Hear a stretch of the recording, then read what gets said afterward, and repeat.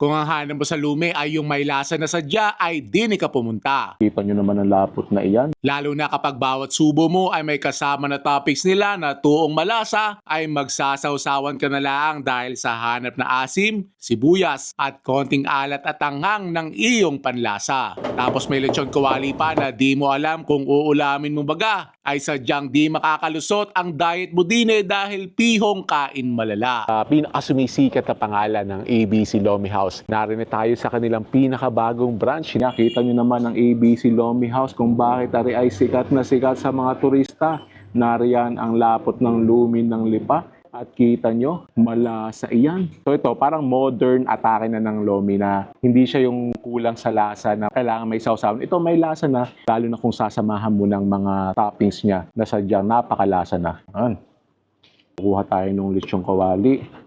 Kita nyo naman ang lapot na iyan. Di ka napapaibig dyan. First bite. Thank you, Lord. Grabe.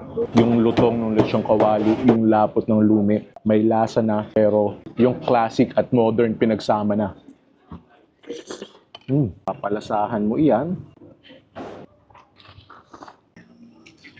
Ay siya tikme kung napapaibig!